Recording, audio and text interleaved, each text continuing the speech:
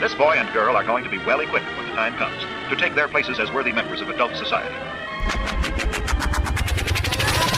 Aloha, y'all. This is Daniel Eisenman, the host of the Breaking Normal podcast, where my guests are all invited based on the frequency of synchronicity, all done in person, and all trailblazers in the breaking of all things normal. Welcome back to the Breaking Normal podcast, y'all. I'm here with Boomer. What's your last name? Anderson. Boomer Anderson, who I'm aiming to understand if we've met before or not. You have a very familiar face. You are the CEO of Troscriptions? Correct, as well as our nonprofit health optimization medicine practice. The reason why we're in Boulder right now is actually for that nonprofit. So okay. Yeah. Wow. So tell me about the nonprofit, because we had Dr. Scott Sherr on the show before. Yeah. What's his exact affiliation with the company? Yeah, so Scott's our COO, and he's also become somewhat of a face within the health world in the sense that he's an incredible educator. And he's out there talking about, some of our products, ingredients like Methylene Blue. And he's also the COO of Health Optimization Medicine and Practice. So the nonprofit itself, what we do is we educate doctors and healthcare practitioners on how to optimize for health rather than treat disease. If we think about our healthcare system, and I think you know this more than anybody, it's much more about disease management rather than focusing on health. And so we answer the question, really, if I'm looking to get healthy, who do I go to? And this is scratching my own itch. It's from our founding pioneer, Dr. Ted Achacoso. But it's scratching my own itch around something I faced when I was 30 years old, which was, okay, I'm going to all these physicians. They're telling me I'm healthy, but I don't feel great. Like, why is that? And he had a framework that he was rolling out when I met him in 2019. And it eventually became the charity Health Optimization Medicine and Practice. And is that he has kind of a gray beard, Indian looking guy? Filipino. Yes, yeah, okay. Exactly. He's a good looking guy, and he's a great speaker. Incredible speaker, very funny. He's known to curse on places that most people don't curse, but also he's incredible with definitions. So when we look at, for example, defining health, if I were to ask 10 people on the street, maybe 5 of them would say absence of disease, but is that really healthy? And so he expanded that to say balance of anabolic and catabolic processes in the body, and then through the life cycle of the organism, meaning that when you look at health, it's really somewhat age bound, but we can bring things like your metabolites back to the ages of 21 to 30 and, start, looking like you, being healthy, as we age, rather than being prescribed millions of pharmaceuticals and being obese, for example. Okay. So one of the things I remember from the interview with Dr. Scott, and that's a great interview, definitely check it out. It's probably a few months ago. Is Methylene Blue the first pharmaceutical? Was it the first pharmaceutical? It is, yeah. Good memory. So in the late 1800s, Methylene Blue became the first drug approved by the FDA for the treatment of malaria. And previous to that, it was actually used as a chemical dye. It would dye blue jeans. But a couple of scientists discovered that it helps with malaria. And so it gets approved for malaria, then it gets used in psychiatry treatments, mostly as a dye, because a psychiatrist can tell if you're taking your pills or not because you're peeing out blue. But it went sort of dormant. And then a researcher, Francisco Gonzalez Lima, and a few others, discovered some additional properties with methylene blue that became very interesting, even starting in the 80s, 90s, around ATP production, memory, even as an antifungal, antiviral. Well, that's pretty amazing, because I stopped by a store today. You're probably familiar, Alive and Well. Yes. They carry your products. They do. They carry one of our products, the tallow balm. So that's a gift for you. Oh, thank you. It's Yovel's and pretty much is everyone's favorite tallow in the world. And I have to say, I'm a huge fan of tallow in a Chicago winter. So thank you. Yeah, it works. Boulder, we're so high and dry up here that some people, like the producer here, were having a hard time adjusting to the climate, and this seems to do the trick.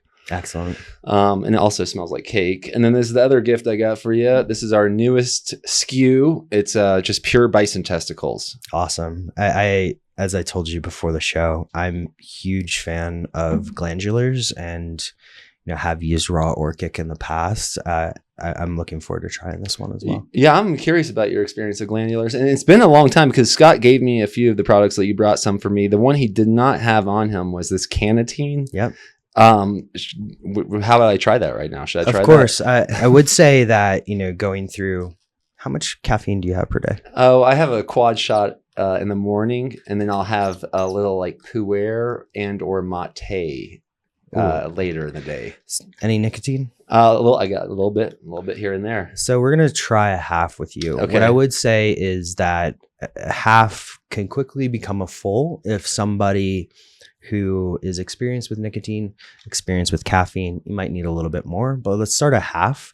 Now, you can see this is the buccal troche for anybody watching this. Buccal troches, we have them quartered and scored already so that you can practice what's called self-titration. That means that your dose is going to be different than mine. And the dose really depends on things like caffeine intake, nicotine intake, but also body mass.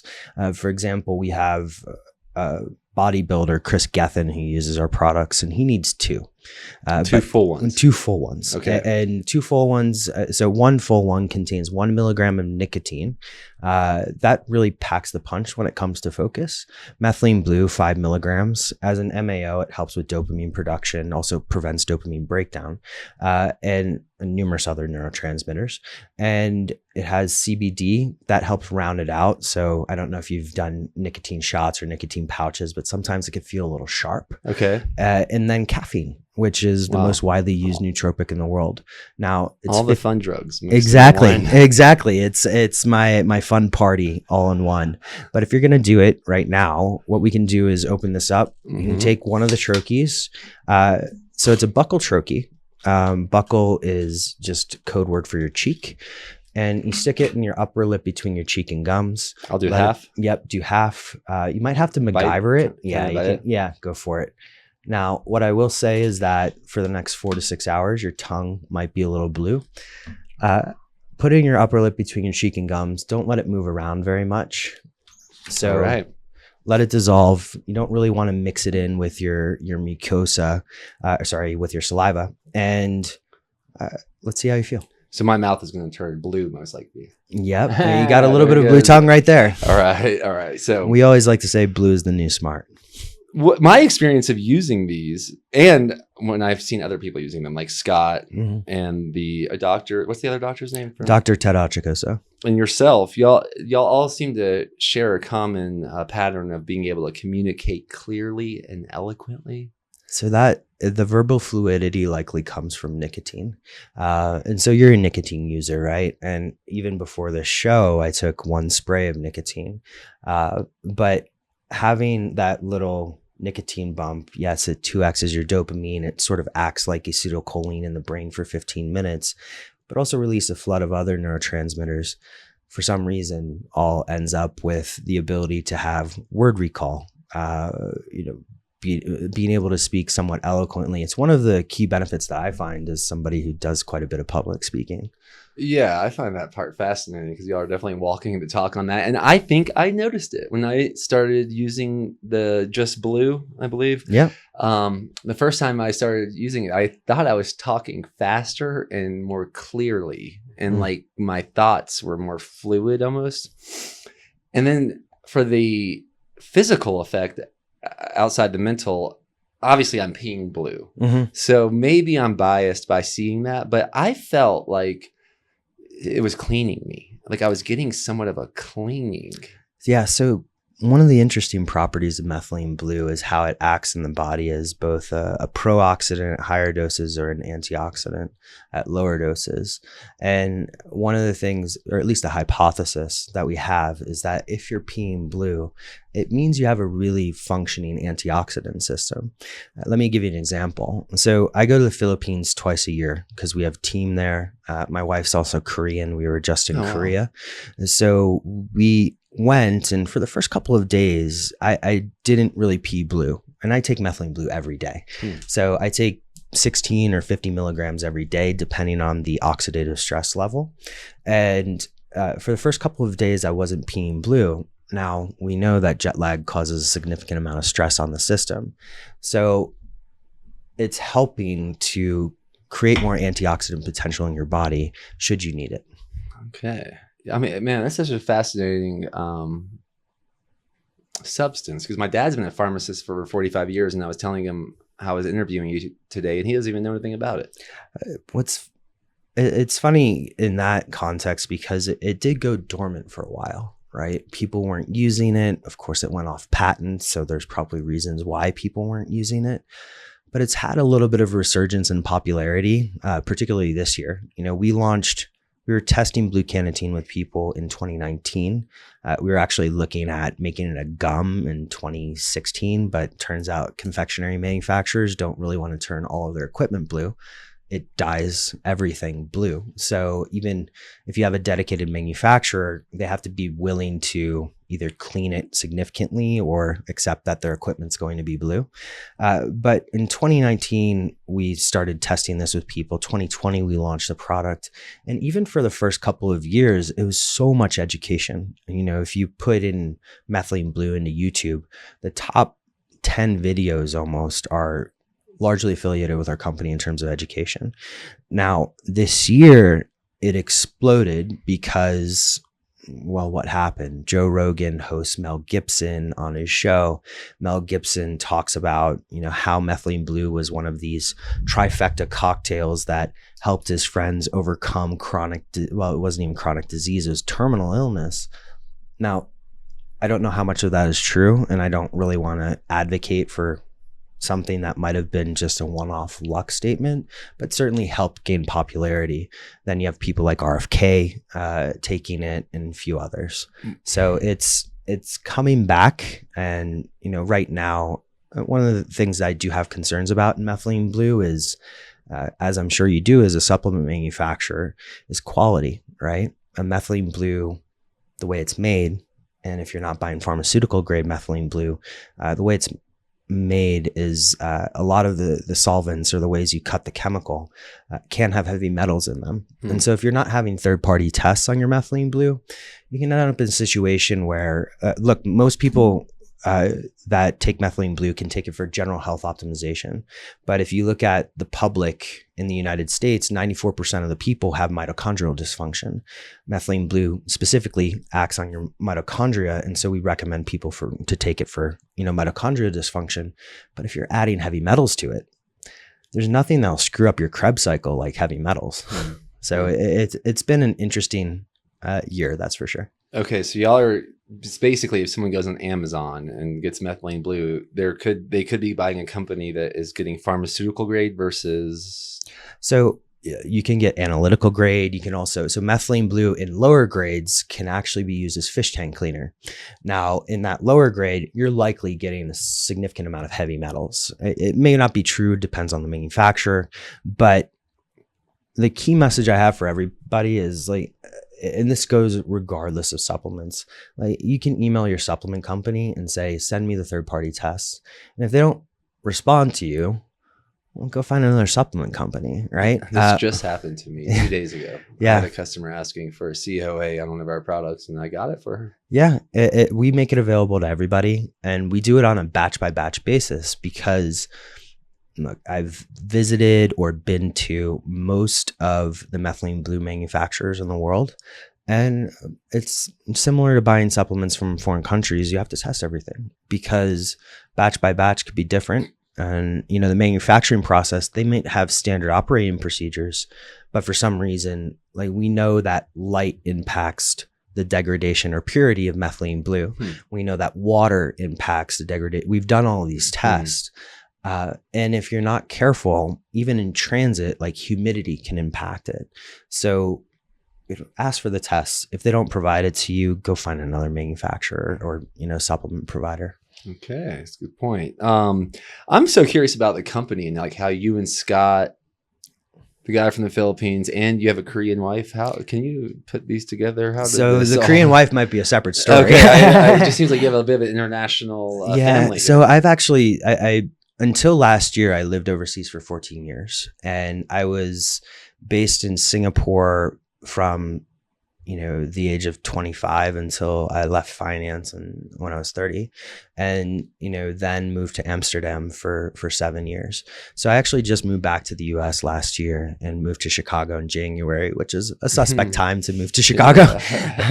But initiation to back to America. So let's go into the story. So Troscriptions' parent company is called Smarter Not Harder, and Smarter Not Harder, or S&H, we focus on life sciences and technologies. The idea with the company is to roll out solutions for improving the human condition with health optimization. And actually, the for-profit company started after the nonprofit. So I mentioned earlier health optimization, medicine, and practice.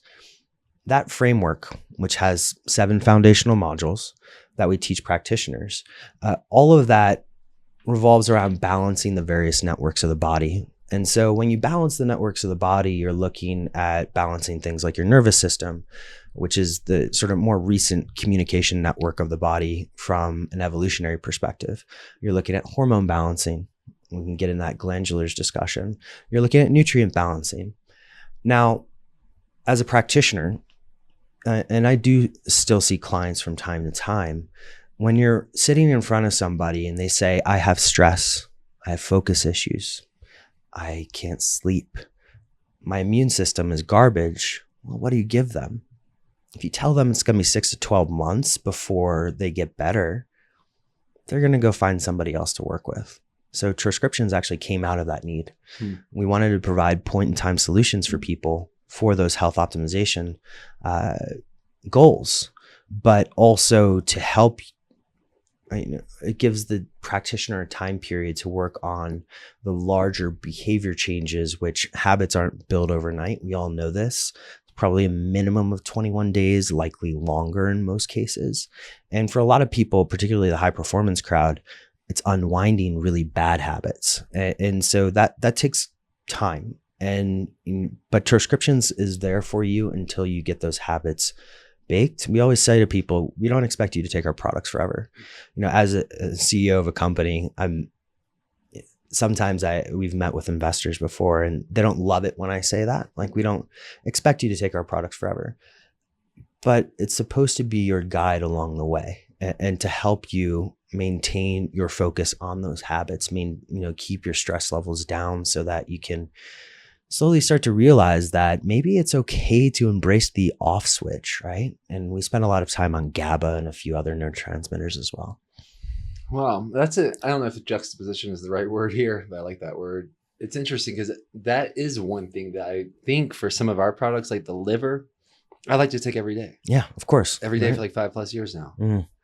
And I'm curious, you mentioned these 7 principles, one being hormone balancing and how you've used glandulars. I guess I'd like to see how the parallels and the differences. Sure. One being that you're saying some of these products might be used to get you on the right track so you don't need them in the future. Whereas I think like the bison liver and some of the other glandulars, I like taking them every day. Yeah. And I agree with you on that, right? And so so there's 7 foundational modules, and let's see if I can get them all right off the cuff. Bioenergetics, or mitochondrial health. Chronobiology, which is perhaps my favorite module because so much of our body just runs on rhythms. We get into the gut immune system, epigenetics, exposomics. We also have metabolomics, which is sort of our base analytical module. When we think about the world of health and all the tests you can get, a lot of people order genetic tests and stuff like this. That has its place, but it's really the blueprint of, or think of it as computer code of how the machine should run. The problem is that we all live in different environments than we grew up in. And so I find metabolomics, or the study of cellular level metabolites, very useful for looking at individualized supplementation for a point in time. And then the last one is more of a perspective, which is evolutionary medicine. Now, evolutionary medicine also gets into this idea of diets, and one of the things that I like for a lot of people is Paleolithic to your ancestry. So for example, if you're Russian, you're going to have different base foods than, myself, Eastern European, or African American or African might have a different set of base foods or base fats in their diet than the others, right?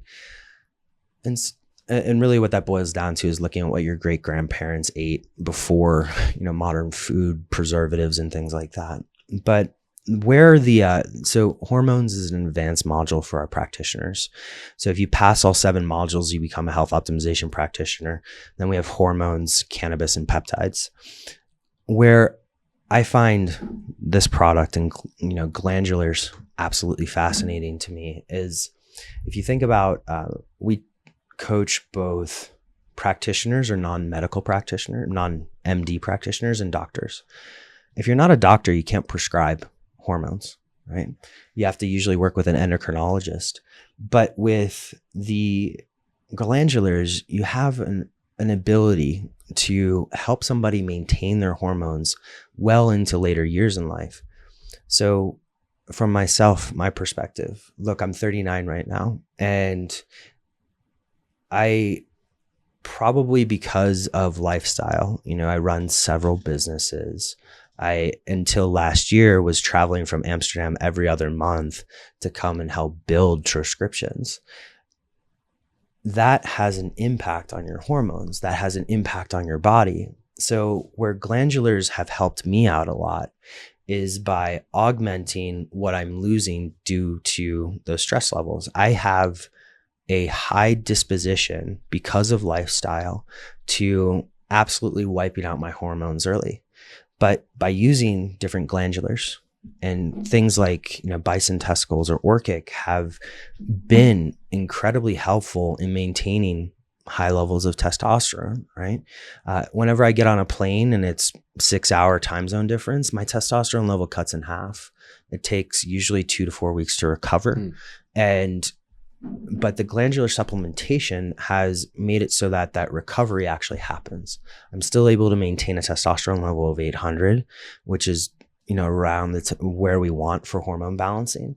And again, so glandulars have, they're typically organs from either bison, elk, or beef or cows. And they have the ability to help augment our own hormonal system. So like thymus glandular, for example, as a way to help your immune system. Orchic here, you mentioned liver. And if you think about the liver, and I can understand why people take it every day, as I do, actually. I've taken it every day for several years now. It helps with, the liver has so many functions, but detoxification and how we're able to process all these toxins that we're intaking. And if you're a high performer, your toxin level or your, pro-oxidant level is going to be higher because you're enduring all of this stress. Of course, that gets into a conversation about stress and perspective of stress. But the liver itself is so important to take care of, whether it's, and being able to do that with glandulars allows it to sustain things like glutathione production. So there's so much there in glandulars that I'm absolutely fascinated about. I was curious, you mentioned that your testosterone potentially dropping for international travel. How are you testing your testosterone? How do you know that? Is that just intuition or are you getting blood work? Over time it becomes intuition, but initially it was blood work, right? Okay. So when you're going across the ocean, so I lived in Amsterdam and I would fly to most likely Washington, DC, which is a 6-hour time change. And, one of the benefits, I guess, I came into this world as an N of 1 experimentation freak. I love the quantified self movement, have been a part of it for decades at this point. Gary Wolf, Bob Troya, a whole bunch of other people have been huge influences on me and running these experiments on myself to see how I can live a more optimized life, whatever I'm trying to achieve at that time.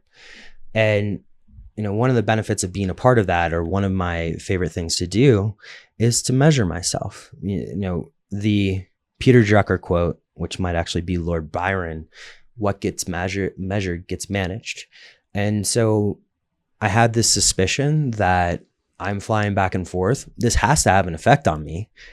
What's that effect? And so I'll measure, and I do this every 6 months, but at that time, I was measuring, if you look at sort of the steroid hormone cascade, all elements of it that were available to measure, I would do that. Blood is typically my preferred. There are some urine tests out there, the Dutch tests that you can do, and they're certainly a hell of a lot more convenient.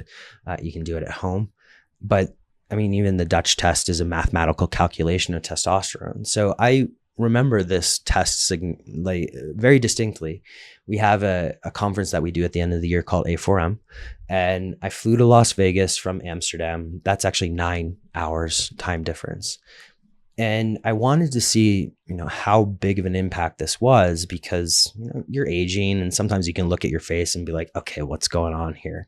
I measured testosterone, free testosterone. Then you look at sort of the downstream DHT, estradiol, and a couple of other things. And the testosterone was half.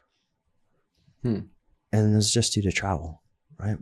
And so, yeah, I'm grateful that it recovers, but you have to know that that's going to have a downstream effect on how you perform, how you're able to conduct yourself, maybe even your reaction time, how things affect you. Are you going to get angry or not? Are you going to get more bitchy? That might happen when you're flying, but now I understand why. Wow. Are you using any kind of hormonal, like exogenous hormones for anything? It's all glandulars right now. So glandulars plus some herbals. So Tongkat Ali, there's an active within Tongkat Ali that I can't pronounce it. It's uricariamone. You'll have to look that up. So if anybody's watching this, please just put it in the comments. But that particular active can enhance testosterone. Now, for certain people that may not work, and then you start to get into conversations about TRT. Like I have had clients that are non-responders to glandulars, but for the most part, for me at least, that's worked out really well. I agree. I feel I barely eat much food during the day. I'm kind of just supplementing on tribe vitamins and then having a huge meal at night. Yeah. Feel good. Feel like my hormones are optimized. My mouth is so blue. Look at those teeth. Look at that. So I have to caveat here. It's hard to talk. It's hard to talk and allow that troche to dissolve. But it's how do you feel? I feel good. Yeah, I feel focused. It is crazy. I was all in my teeth because I guess I put it in that little spot you told me to. Wow. But in the future, when you're doing this at home, or for anybody who tries the product, let it dissolve in one area of your mouth. Just let it sit there. If you're talking, it's very hard not to get your saliva involved. Yeah. So I probably should have disclosed that beforehand. But for anybody who's listening to this that says, hey, I don't want a blue tongue, you can swallow most of our products. Particularly Methylene Blue is 100% bioavailable, no matter what the route of administration is. But it's usually better for brain function if you keep it in the buccal cavity. That includes our products for stress, sleep, immune system function, and pretty soon we'll have a pain product too. Is that because it's like going straight to the brain instead of through the stomach? I mean, I know a lot of products go through the lips, especially nicotine ones. Yeah. So nicotine, you see the pouches, right? Yeah. Those are very big right now. Most of them are kind of skirting FDA rules, but PMTA rules. But what does that mean? PMTA is the governing body of tobacco. Okay. And so PMTA has a lot of additional legislation, as well as the tobacco lobby, which helps regulate tobacco products within the United States. It's largely a result of the big tobacco trials in the 90s. I think it was the 90s. But anyway, so with the, let's go to the buccal cavity. So that area is close to the circulatory structure of the brain. So absolutely, when you're looking for an effect on brain fog, it's faster to have it here. And it dissolves 15 to 30 minutes. Once it dissolves, you should have that effect that you're looking for.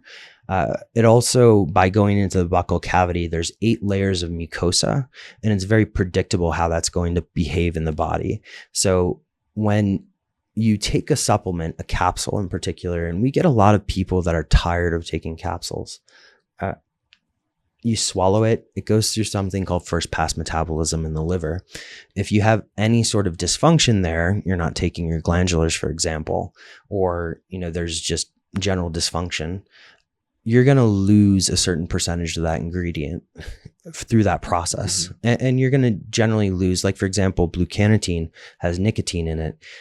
If you swallow blue cannatine, part of the nicotine gets lost in that process. That's why we like blue cannatine to be in the buccal cavity. So you bypass first pass metabolism. You're close to the circulatory structure of the brain. It gives you an alternative to capsules. It's a very novel delivery mechanism in the sense that before we commercialized it, it was only used in compounding pharmacies and hospitals. Now, hospitals give out oxytocin troches, or compounding pharmacies do. They also use it for ketamine, kind of a personal favorite there. But you like the ketamine? I enjoy. So I use ketamine. It's more, so you can use a ketamine. I've seen these ads. I didn't even know if this was real. This is legal. I can just like buy ketamine through you have to get a prescription. Okay. And so there are indications for ketamine. Ketamine historically was an anesthetic that is used in the military because it doesn't need to be refrigerated. You can keep it in the field and you can use it to perform battlefield surgery. It's also got a reputation as a horse tranquilizer, which might give it some unnecessary negative press, but ketamine can be incredibly useful for people with anxiety, for people with treatment-resistant depression, and there's a lot of ongoing studies there. It also helps with dendrite growth. So for me, when I use ketamine, is particularly when stress levels go pretty high, I can use it as a reset. And so you take it, my process is I take it at night, which I don't usually do a super high dose that would put me in what's called a K-hole. But I will then go to bed, and the dendrite growth happens 6 hours later. So when you wake up, if you can carve out free time in your day, you can actually use it to rewire behavior. And so I worked in finance for almost a decade, and I had a certain type A hard driving personality that can sometimes rub people the wrong way. And, I have family history of anger and stuff like that. And I've been able to reverse those behaviors by doing simple exercises revolving around ketamine. Ketamine's not a classic psychedelic, but I found it very fascinating, and also is available for prescription in the United States. And your preferred method is like the similar thing? So of course I'm biased, right? And I find the troche delivery fascinating. And so I will use it as much as I can. Ketamine, you can also get IV. The problem with that is it's very fast. You can do intramuscular injections. Those delivery mechanisms, of course, work, but at least with a troche, I can titrate it a little bit better and kind of feel the onset experience, etc. Yeah, I've never actually used ketamine. Are people microdosing with this? Some people do.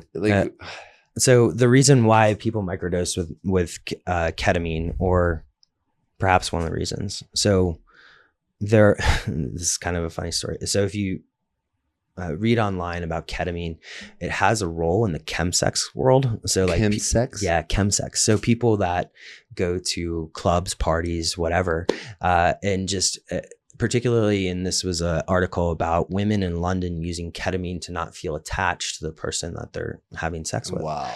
But it also can be used for managing anxiety. So ketamine is an NMDA receptor antagonist, I believe, which means that it can help block glutamate in the brain if it has the right dose. It can also flood glutamate if you get it wrong. And so if you're blocking glutamate, you can actually, glutamate's our body's primary excitatory neurotransmitter. For somebody and for a general society that is overexcited, using ketamine to help reset, to help feel relaxation. I'm not advocating for everybody. There's certainly people that shouldn't use it. It can be addictive, so I don't use it more than a couple times a year. But you can microdose, you can large dose it. Wow. What are the do you know the origins? Like, just like how the origins of methylene blue, what are the origins of ketamine? I don't exactly know the origins of ketamine.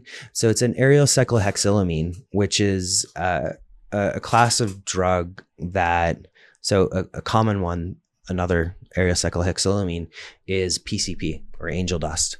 Now, ketamine, I believe, is derived from PCP, but they are very different in terms of how they behave in people. So angel dust, it used to be very popular. I don't know if it still is, but you see people do, when they're on angel dust, they'll do like these freakishly strong things like lift cars. Okay. And they're generally a little bit more destructive. But ketamine itself had, this experience of being an anesthetic in the battlefield, and people were using it as an anesthetic. And then as we've seen this sort of third wave of psychedelics coming out, it's become more and more popular to talk about as alternative treatments for things like treatment-resistant depression. There's people out there that don't respond to SSRIs, SNDRIs, or anything like that, but they can look at taking something like ketamine and maybe it'll work for them. I have a good friend in Washington, D.C., an incredibly successful investor. Later on in life, he's over 70 now. He experienced a lot of this depression and he couldn't get rid of it. But during the pandemic, he worked with, there's online therapists that do this. He worked with that online therapist and eventually got over his depression using ketamine. All right. That's a whole nother. Yeah, that can be a whole episode itself. Yeah. I mean, I'm curious. I guess one of the reasons I'm curious too is because the antidepressants and the pharmaceutical versions, what are the ones that anti-anxiety is called? What are those? Benzodiazepines. Yeah, the benzodiazepines. Those seem like the most dangerous drug in the world. So right now, at least, and I think that this, my producer's laughing in my mouth. It's such a great picture. Woo! Look at those teeth. Yeah, blue is the new smart, and you're repping it right now. I'm feeling pretty smart. So benzodiazepines are a very interesting class of drug, and look, I have no problem with pharmaceuticals. They have their role, and typically, antidepressants, just like benzos, should be prescribed for a period of time to help somebody through a certain issue. Oftentimes people end up taking them for much longer than they should. But benzodiazepines, at least this statistic that I read, was that something like 6% of America, and I actually think that number is low, is on a benzo. And the way benzodiazepines work in the brain is that we have glutamate, our body's primary excitatory neurotransmitter. Glutamate actually produces GABA, our body's primary relaxing neurotransmitter. It goes through a process in the brain over the course of the day, requires nutrient cofactors like vitamin B6, magnesium, as well as just you need to be able to produce that well. And there's an enzyme there called glutamic acid decarboxylase. If that's all working efficiently, you convert glutamate to GABA over the course of the day and you're able to relax at night. Now, for people that aren't able to relax, have anxiety, stress, etc., the question is how do you get them more GABA, really? Mm-hmm. Now, the way a benzodiazepine works is if you look at the GABA receptors in the brain, there's something called a positive allosteric modulator. This gets a little technical, but just walk with me here for a second. So the positive allosteric modulator in a GABA receptor, the way I like to think about it is a multiplier on the GABA you have, meaning that if you're producing GABA and you add a positive allosteric modulator, I'll give some natural examples here in a second. You add a positive allosteric modulator, it's going to increase the effects of GABA in the brain. So when people start first taking benzos, what they experience is that multiplier effect. They feel good. Now, over time, that benzo is going to continue borrowing from GABA. And if you're not producing GABA, this is why you have tolerance and you have to take more over time, is because if you're not producing GABA, you just need more and more of it to get the same effect. So it's a positive allosteric modulator. It's not actually GABA itself. And yes, you can take GABA supplements. They probably shouldn't work in most people. If they do work for you, you likely have a leaky gut because the GABA molecule itself is too big to go across the blood-brain barrier. What we prefer to do, and we actually have a patent around this technology, is to give you GABA in a natural form. That's called a GABA agonist. That attaches in the same way that GABA does to the neurotransmitter receptor site. And it also is called an orthosteric ligand, but this gets into a little bit of neurochemistry.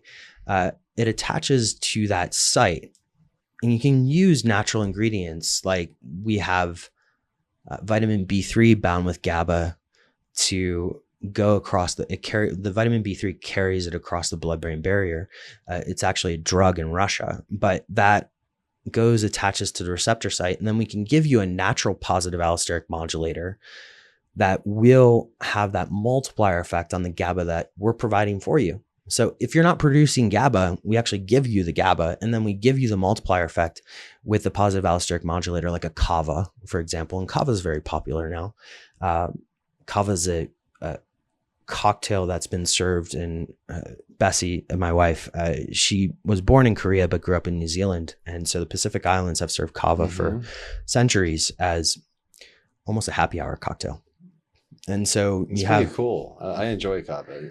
Kind of numbing in the mouth, a little relaxing. Yeah, it's when I gave up drinking 3 years ago, you go to social events and you're always looking for an alternative because everybody there is a little loopy on alcohol, and alcohol itself is actually a positive allosteric modulator of GABA.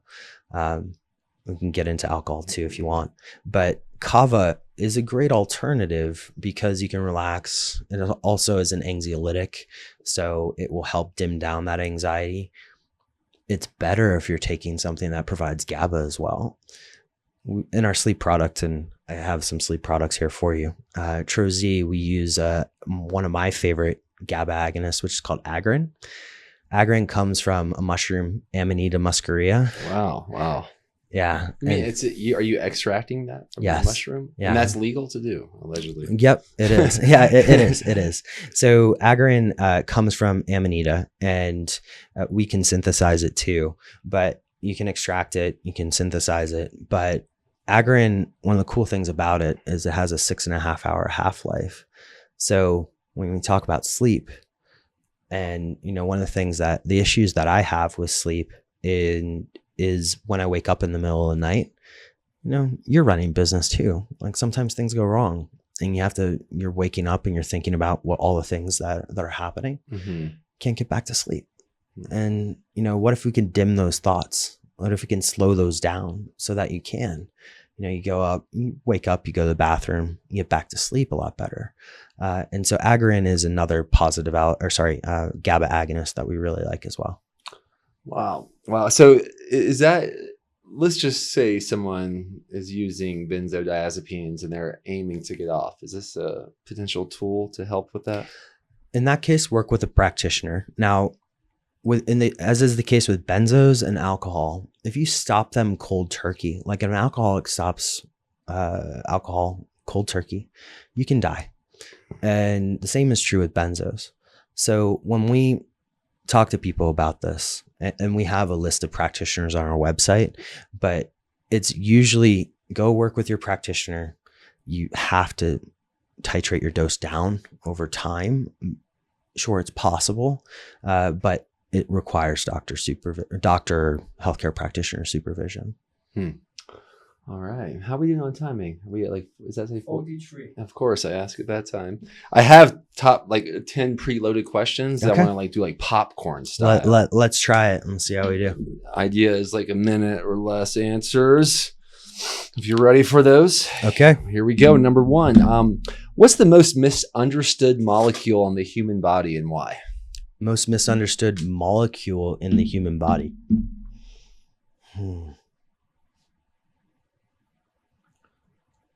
Can I make a general class here? Mm-hmm. Hormones. And what I mean by that is hormones are a network. Right now, testosterone replacement therapy is hugely popular. Mm-hmm. The thing with testosterone is that there's links to melatonin, and it has downstream effects to things like estradiol. If you're not managing the whole network, you might run into issues over time. Things like overconfidence. I know somebody, very popular guy, who jacked his testosterone levels up, made him incredibly overconfident, got divorced from his wife, and maybe shouldn't have done that. So managing a network requires balance, not overhaul. It's interesting you say that. My dad, when I because there's been people that have asked me if I'm using exogenous hormones, especially as of late. And I wonder if it has something to do with that primal seed, the bison testicles. And I don't. But my dad, he's like I mentioned, he's been a pharmacist for over 40 years, and he does not like dealing with the testosterone patients. Yeah. He says they are so aggressive, so pushy, and so hard to deal with. That's like his, when I talk to him about like TRT and like how I have friends that are using it, he's like, those testosterone patients are crazy, man. Yeah, because you have these people that come in with testosterone levels of 1200 and you're like, wow, that's a lot, right? Maybe you should take that down a notch. But of course, the person that's taking it feels great and they don't want to take it down a notch. The problem is that when you stop, a lot of that confidence tends to go away, and some of the things that you might have had in terms of body adaptation for muscle will go away too. All right. Here we go. Number 2. If someone has $100 to upgrade their brain, what should they buy first?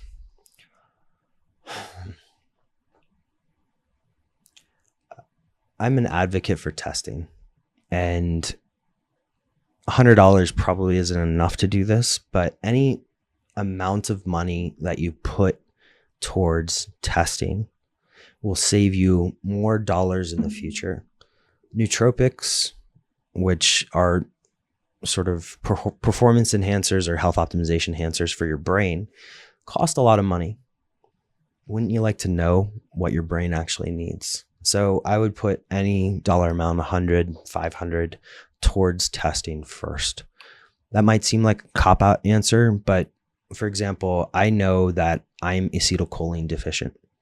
That's not necessarily, neurotransmitter testing is not the best, but you can back into it through a series of other metabolite tests and behavior qualitative tests. That led to a certain path of supplementation for me.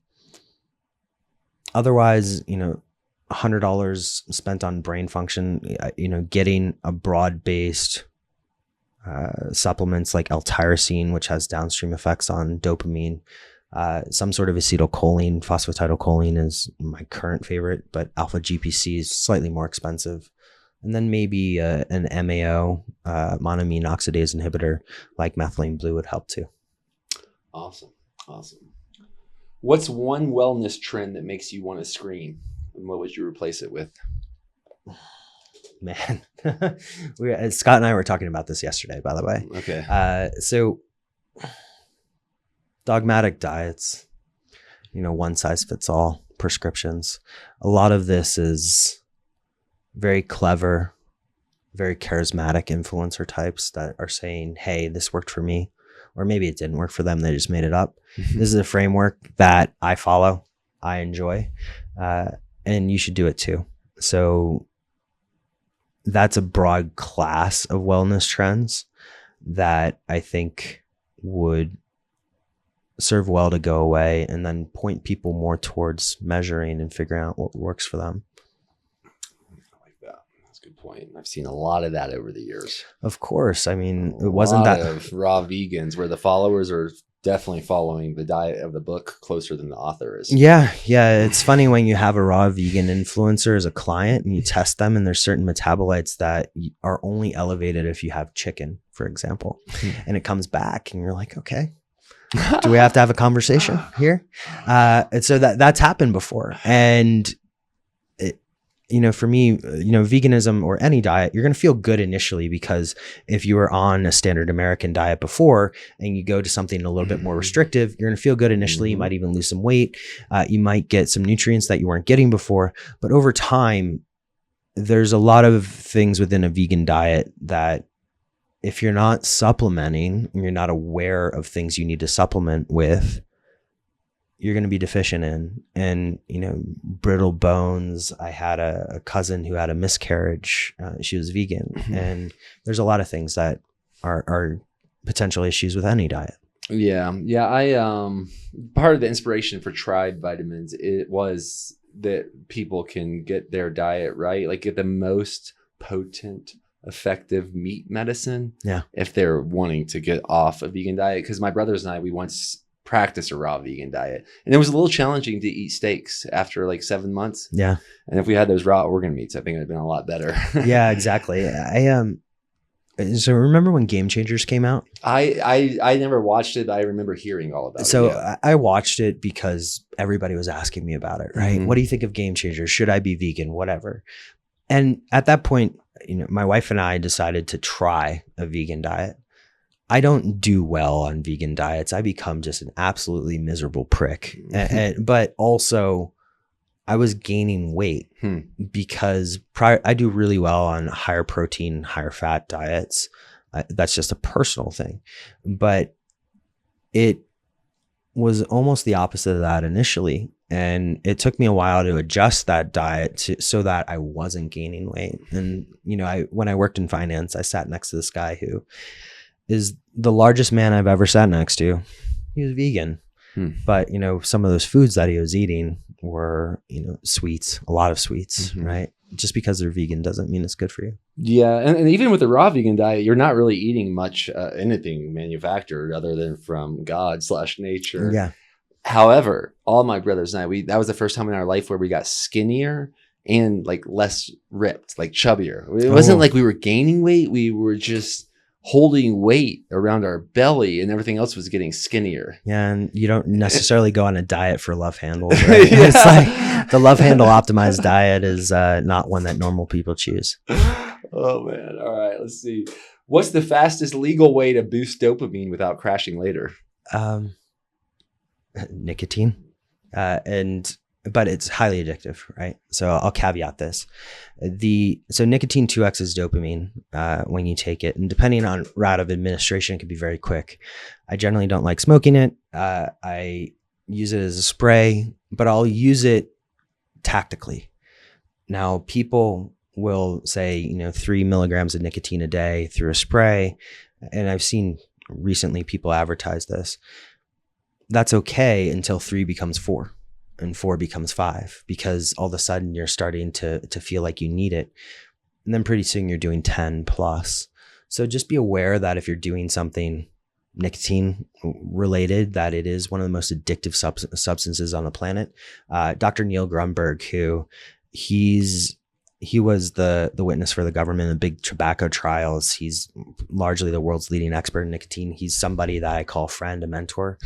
He likes to talk about how 4 milligrams a day or less is non-addictive. Even then, I would challenge people to just go off of it a little bit. If you wanted something that's simple and probably more cost effective, L-tyrosine has a downstream effect on dopamine. It can be very useful. It's an amino acid. You can get it in most foods, or some foods, but you can also take it as a supplement. It's inexpensive. Wow. Nicotine. I was immediately brought back to this book. It's some sort of psychedelic book. Maybe you know about it. Is it something? I don't know if it's Aldous Huxley or someone that the Doors of Perception. Yeah. Who wrote that? Yeah. Aldous Huxley. Oh, he did. Yeah. And I think I remember reading that or listening to that book and him talking about, man, that tobacco, the more you use it, the more you want it. Yeah. And so Aldous Huxley, one of his books, Brave New World, which is a book that I read growing up. That one I remember. Yeah, everybody remembers, because we had it in high school actually. It's been banned in the state of Iowa now, which is unfortunate. But Doors of Perception, I believe, was out about his experience with mescaline. That's what, yeah. Yeah, and right. So he has a part in there about tobacco and nicotine, but his experience with mescaline, and people like Aldous Huxley are the reason why I even became more open to the idea of psychedelics, right? Psychedelics being helpful, because I was a product of the DARE generation in high school and middle school. And you have the cops come and talk to you about how these things are all evil. And yeah, don't get me wrong, heroin, one of the most addictive substances on the planet, originally created as a painkiller, largely not good for people. Now there's a Columbia professor, Carl Hart, that has openly talked about himself microdosing heroin. I've heard him talking about this. That guy sounds fascinating. Yeah, but Aldous Huxley, Timothy Leary, Ram Dass, a few others, these guys had used psychedelics to help reduce their own suffering. And as a person who has a long history with anxiety, those types of people and the writings that they did, the self-reported cases that they did, helped me get a lot more comfortable with working, microdosing into my own regimen, or some of these larger dose experiences. Oh, you're reminding me. I remember I asked Scott about the best psychedelics to microdose on, and he had an answer I've never heard before, but it really resonated, was that women do better with like earthly products like mushrooms, and men seems to do a little better with maybe like a man manipulated like LSD. Yeah. Did you agree with this correlation? I'm So, not sure if I'm rephrasing it no, 100%, but that's how I remembered it. So it could be true, right? I think that can also be an individual thing. For example, when I lived in Amsterdam, the truffle mushroom, which contains psilocybin, is legal there. So I can get that. But after, a few times of microdosing those truffles, which is just a derivative of the psilocybin mushroom, I found that the only thing I wanted to do was go walk in nature, which as an entrepreneur, business builder, that can be counterproductive. Whereas microdosing LSD, which is synthetic, but it's derived from the ergot mushroom, does increase something called brain-derived neurotrophic factor, which can lead to benefits to focus. I found it a lot better for me in terms of how I operate within a day-to-day. Don't get me wrong, like microdosing psilocybin is great if I want to go have a good time walking, or we have our event here at Chautauqua and in Boulder, and if I had more time, like going and microdosing psilocybin and walking around the woods is a great idea. But that's how I've looked at it myself. I think it's more of an individual discussion, maybe a gender discussion, but more of an individual personal discussion. Yeah, I find that also fascinating. If you had to delete 90% of your health routine, what's the one protocol you'd keep? Anything related to sleep. So at home, I have an incredible sleep rig, so good that when I travel, it's harder to get the same quality of sleep. And I'm on the road quite a bit. So I have like the cooling mattress, the 8 Sleep. I have PMF magnets underneath my bed. I have a mattress that is largely constructive towards spine health and other things. I will spend any amount of money to get a good night's sleep. And so anything that is related, the things that I would keep are all related to sleep routines. Light regulation, reading at night. Learning is my favorite activity. I don't get me wrong, I love our business. I love building it. But one of the reasons why I got into my own business was because I found it to be the ultimate learning activity. But reading before bed, my wife and I have quite a lot of fun, not just, sexual fun, but like have fun in bed, just joking with each other. So I wouldn't delete my sleep routine for anything. I can see that. What's the biggest lie modern medicine tells men about testosterone and hormones? We kind of got into this a little bit, but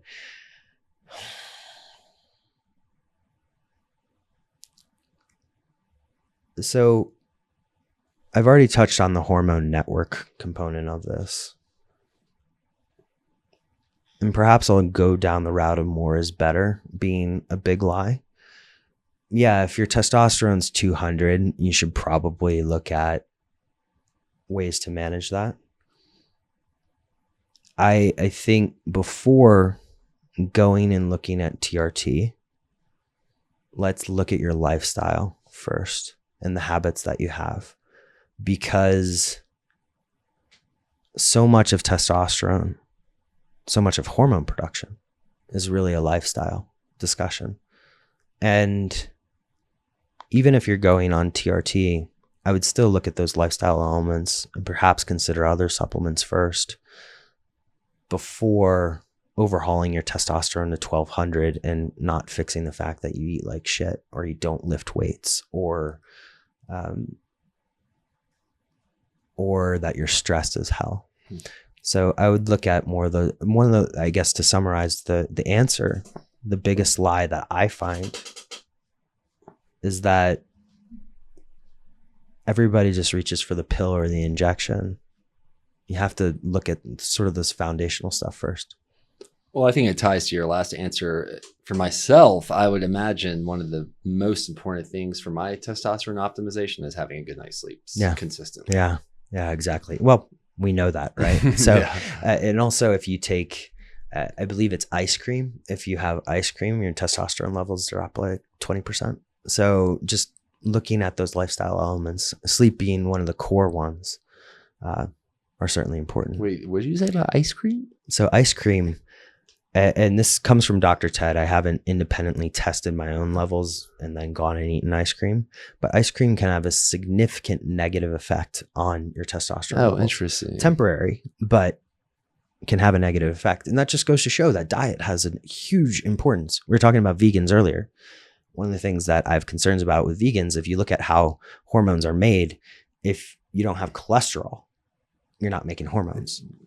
That was sort of my conclusion of what happened to us, to my brothers and I, when we like had no animal cholesterol for 7 months. I got my testosterone tested. Yeah. That was the last time I got my testosterone tested. It was like probably like 20 years ago or 19 years ago. Yeah. It was at 89. Yeah, wow. I mean, you're looking great for it. Yeah. No, I think my testosterone is a lot high. I knew what to do. I ate a pound of salmon that night. Mm-hmm. I woke up to a completely different person. All of a sudden I was like thinking about women, and I had this ambition, and I had morning wood. Yeah. I had forgotten all about that. Yeah. Turns out that thing morning wood is a good indicator of, how your hormone levels are. All right.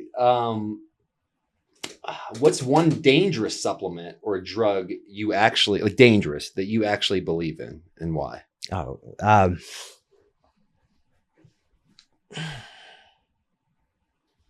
Dangerous supplement or drug. So I'll go back to nicotine because it's my favorite single ingredient nootropic there is. Nicotine's second, according to, I think it was, what was his name? UK researcher. He did a study, and I'm drawing a blank on his name, but he did this study in, I want to say the mid 2000s on harm to self and harm to society, as well as addiction potential of 20 substances. Alcohol was near the top in terms of both addiction potential, but also harm to self and harm to society. This was in a UK population. Heroin was at the top. Nicotine's number 3 or 2. It's one of the most addictive substances on the planet. I still use it quite frequently. Not every day, but if I'm coming to talk to you on a podcast, I'll use it. It 2x's my dopamine for a period of time.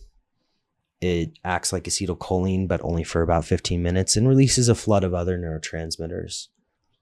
I have yet to see another molecule out there that works in a similar way.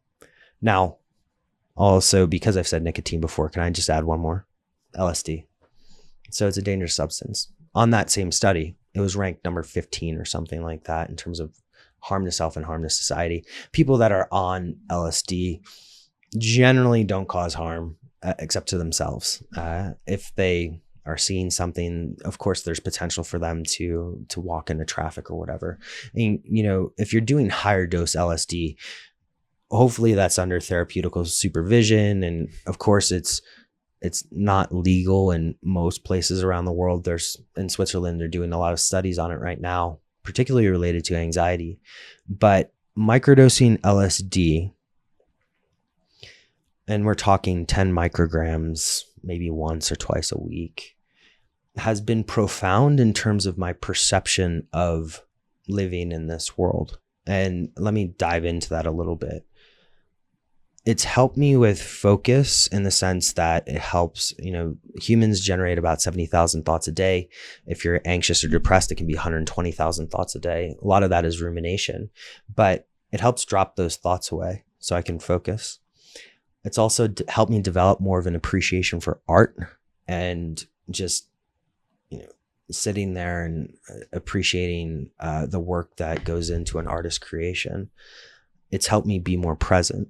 And when I'm optimizing my health, ultimately, I want to look good naked, but being more present is probably the most important thing to me. Because, when I die, whenever that is, I don't want to sit there on my deathbed and say, I wish I fill in the blank, didn't spend as much time on Instagram or whatever. You want to be more present. For me, I want to be more present with my life. And both of those molecules have actually helped with that. Both LSD and nicotine. Nicotine, yeah. Yeah, it seems to, maybe I'm just trying to summarize this too easily, but these substances that compete with almost every pharmaceutical, to me, that's why they're illegal. Nixon was the person who made most psychedelics illegal in the 70s. And prior to that, we actually had a lot of good research going into substances like LSD, psilocybin, etc. I don't necessarily want to speculate as to why that was. Like, of course, there's motivations in sort of controlling a counterculture, but the fact that it's taken so long to revisit the scheduling of things like marijuana, which marijuana I think is Schedule 1, which is the same, and cocaine Schedule 2. So if you think about those in terms of addictive substances, we have numerous cases of like cocaine doing harm to people, harm to society. The person who smokes cannabis, they're pretty chill for the most part, right? Like you do have a degree of people that get paranoid using cannabis, but the fact that it's taken so long to reschedule that, the fact that banks aren't allowed to process payments related to cannabis has been incredibly unfortunate. And whether it's the current administration or the future, I'm actually very involved in those decriminalization discussions in Chicago in particular, and seeing how we can facilitate something like that. Because I do think if there's a compound out there that can help people suffer less, and its addiction potential and harm to other people is so low, why wouldn't we make it available? I don't have a great answer to that. And you can tax it, sure. You can tax it, and governments all need money. Why not? Well, because once again, my belief is because most of these things like cannabis, a weed, anyone can grow, a mushroom, anyone can grow. These shrubs, these barks, whether it's like in this ibogaine, I've never used that. Yeah. But all these naturally derived substances anyone can get, and they're not patentable, and not a small amount of people are going to get ultra rich from distributing them. Yeah, it's difficult, right? Anyone can grow. Like, how many pharmaceuticals would be left if everyone had full access to the best cannabis, mushrooms, LSD, ketamine, ibogaine in the world? Ibogaine is a particularly interesting one, right? Because we don't know exactly why it works. The mechanisms are still being studied, but you talk about things like alcohol dependence, drug dependence, opiate dependence. It seems to be incredibly beneficial to that. Now, ibogaine has this interesting effect whereby if you're not healthy and your electrolyte intake is not great, it can kill you, but there's ways to manage and measure that. I think there's a fascinating discussion. Well, which is such an interesting thing, because how many people die using pharmaceuticals a year? Of course, right? So it's like the way people die with ibogaine is something called QT elongation, and I think even Texas right now is studying ibogaine because of opiate use dependency. It was, there was an allocation in the Kentucky budget, and Kentucky has a huge issue with opiate use and opiate use disorder. Ibogaine appears to be helpful for that. And of course, yeah, there's downsides, but if you know what the downsides are, you can always manage them. And ibogaine is from a bark. Yeah, ibogaine comes from it comes from the issue. Yeah, it comes from a plant, or as you said, a bark from Gabon, and you have to be careful in how you source it, but it does have a lot of interesting therapeutic potential. Yeah, it's a whole other podcast Yeah. there. Thanks for juggling these with me. Of course. What's something you were taught in like elementary school age that took you 30 years to truly understand?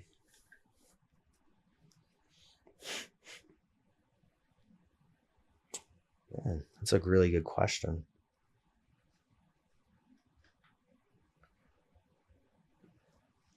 And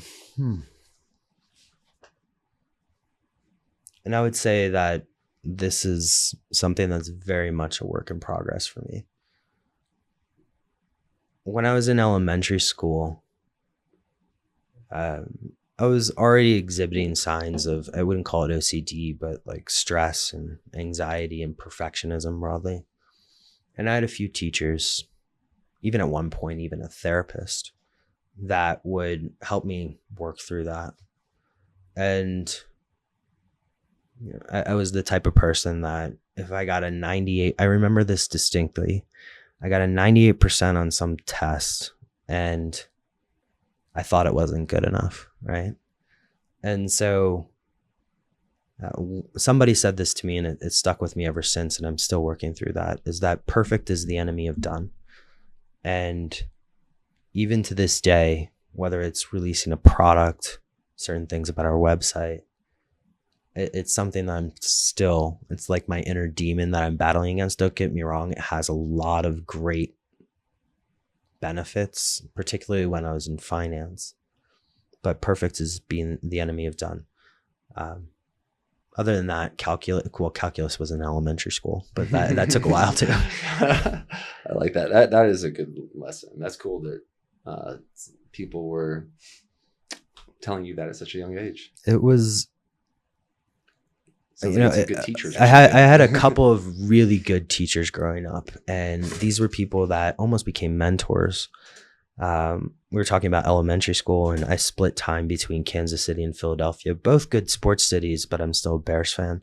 I had a couple of really good teachers who just observed that tendency in me, and they caught it early. Like, I didn't actually realize that I had perfectionist tendencies until I was seeing somebody about it in 10th or 11th grade, because it was causing so much anxiety in my life. And so the fact that they called it out early was very cool. That is a great teacher early on. What a difference that can make. Mm-hmm. What's the most powerful moment or intuition or synchronicity you've ever experienced in your work?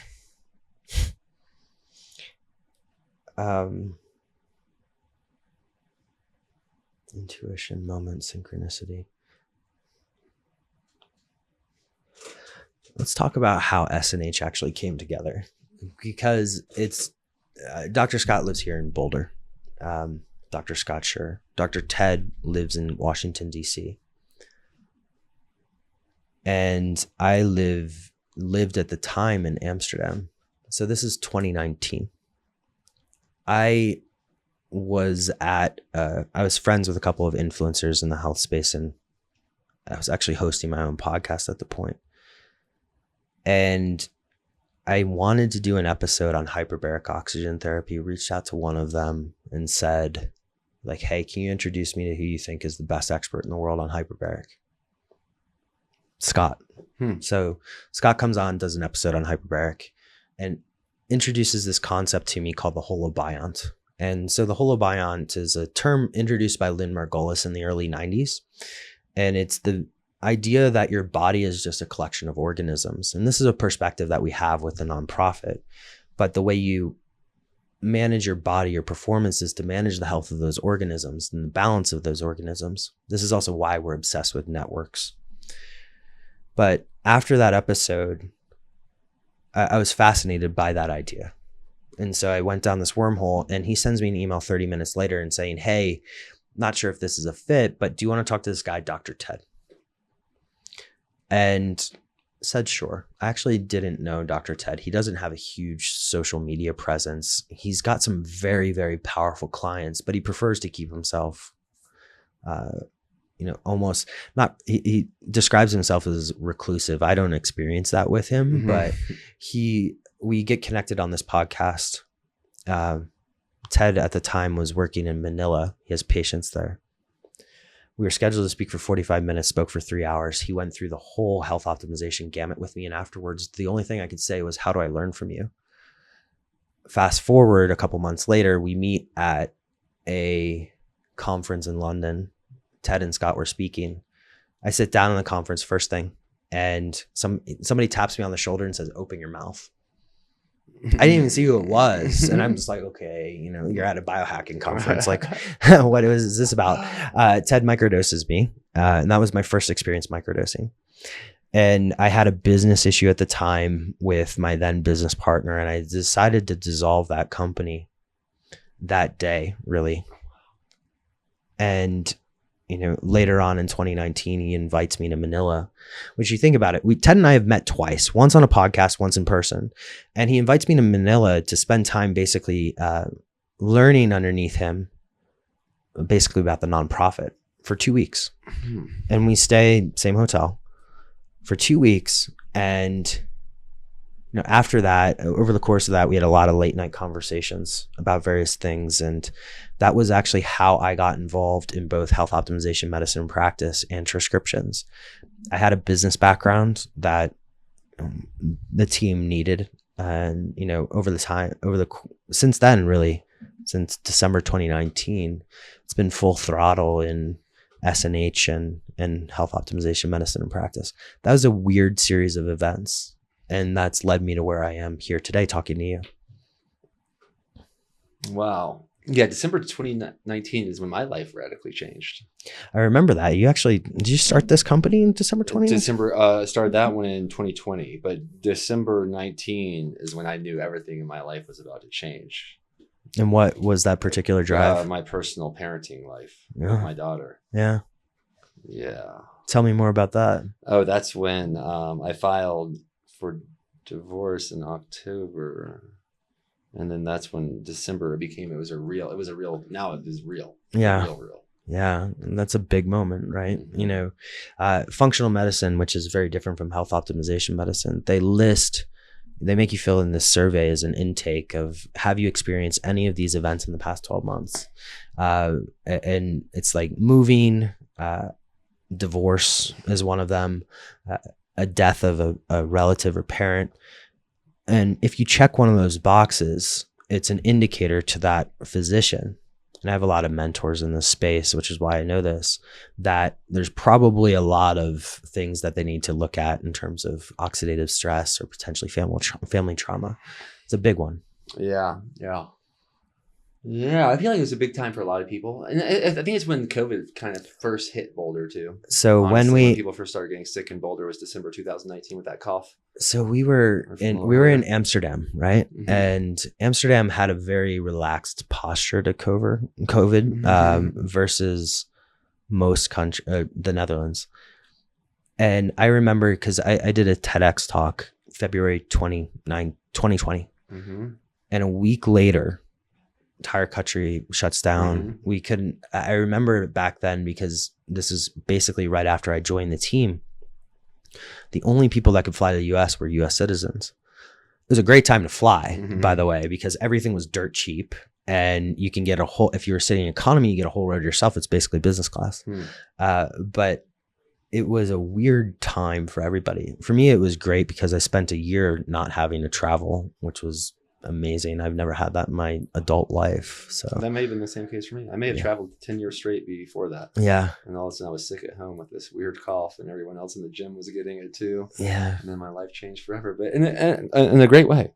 Yeah. Are you ready for number 10? We're past it. We broke 111. We're pretty normal here today, guys. And before I ask you this, I think because when I talked with Scott, he got a code for me. So if y'all want to try this, was it Troscriptions.com? Yeah. So if you go to Troscriptions.com /breaking normal, we'll give you guys a discount, because we've talked a lot about methylene blue today. Obviously I have a blue mouth. Yeah. And, for those people who want to try blue carnitine, which is what you're sampling, and get a boost of focus, we'll give you 10% off. Also, Just Blue, which is pure methylene blue product, it's actually our most popular product, is a great one for people to try if they just want that pure methylene blue experience. My personal favorite products are anything related to GABA. We spend a bit of time talking about GABA in this podcast. I'm a big believer that the ultimate on switch is the off switch. And so, mastering Tro-Z, which is our sleep fundamentals formula, is a good one, or Tro-Calm for those that are a little bit more wired on the stress side of life. Awesome. And what about if people want to reach out to you or follow you? So you can find me, the most active place I am is LinkedIn, Boomer Anderson. Just go ahead and reach out. Boomer Anderson, what a name. Yeah. That's your birth name. Boomer. So my birth name is actually Kenneth, but I've had Kenneth Anderson, but I've had Boomer since before Kenneth exists. Funny story here. 1986, my parents are having their first kid. They didn't know what to call me. And I'm sitting there in my mom's stomach, I guess. And they're watching this TV show called St. Elsewhere. I've never seen the TV show, but I've actually tried to reach out to the guy. And on there's a doctor nicknamed Boomer.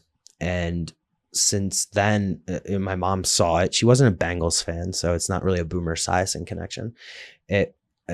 My mom saw it and the name just stuck. So I had it actually before my legal name. I was baptized Catholic, and it turns out there's not a Saint Boomer. I'm probably not going to be the first Saint Boomer, but we've just had it ever since. That's awesome. That's funny too, because my brother and his wife, their son's name is Irie. But they call him Buster a lot. Yeah. And now I'm starting to wonder, is he going to be Buster Eisenman in the future? It's been a huge benefit, right? Because, people wouldn't remember a name Kenneth, but Boomer has a little bit more of a punch. You can also find me on Instagram and probably any other social network too. Awesome. Well, thanks for being here. Are you ready to finish this last sentence for me? Okay. The future of medicine is personal. And what I mean by that is one of the things I'm most excited about is the advancements in testing, the advancements in diagnostics that are coming so rapidly. People talk a lot about artificial intelligence right now, and that's certainly a good thing. But what technology is going to enable us to do is to put a filter on a very noisy health world. I came from finance, which I thought was a really challenging industry because you had a lot of people hawking a lot of products. I mean, I'm sure you've seen Wolf of Wall Street, right? Twice in the theaters. Yeah. And it's a great movie, but that actually happened. And so that you don't want to be the person on the other end of that phone call. And I thought finance was bad. Then, you get to the health world and you have people marketing things like urine therapy and other stuff that, either only applies to a very small audience or is just downright wrong. And what personalization allows is for people to have that filter. Well, I appreciate you being here. What I think I like the most is what you said when you, after hanging out or after having that 3-hour conversation, that you asked, how can I learn from you? Yeah. Profound question.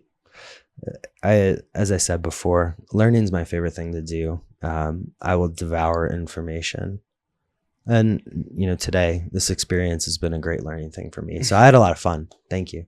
And I have a tendency to hold on to certain memes or questions, especially questions, because I tend to think questions are closer to the answers than answers. Yeah. But I love that question. That question might change my life in a lot of good ways. I think just having that in my back pocket when I have someone that I want to learn from, realizing that I can ask it in that way. How can I learn from you? It was so simple, but it was profound. It was a big bifurcation point for me because, as I said before, I was in a business that I didn't necessarily love, and just having that moment and that ability to interact and connect the dots. I'm a big believer in dependent origination, which, things happen for a reason.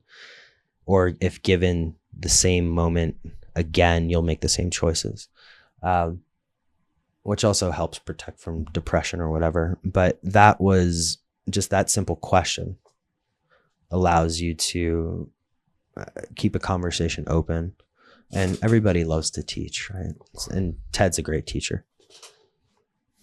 Like you said, these supplements you're gifting me, which I'm very grateful to give another round of. And I do think I notice the effects of the methylene blue. And I am also, I kind of resonate with nicotine a lot, like how you do as well. That's a strong one to be careful with. Yeah. But that question there, I'm going to take that question with me forever. Thank you. Well, I'm glad it's useful to you. And I wish more people would ask the question because, the future, the future of health could also be collaborative too. Yeah. And, like the idea of that's a big part of breaking normal for me is like, you could have gone to whatever courses, online things, books you could have read about hyperbaric oxygen chambers. And instead you went to the expert. And Yeah. with that mentality, how can I learn from you? How can I learn from you? Don't forget it, y'all. Think about that. How can I learn from you? Keep breaking normal.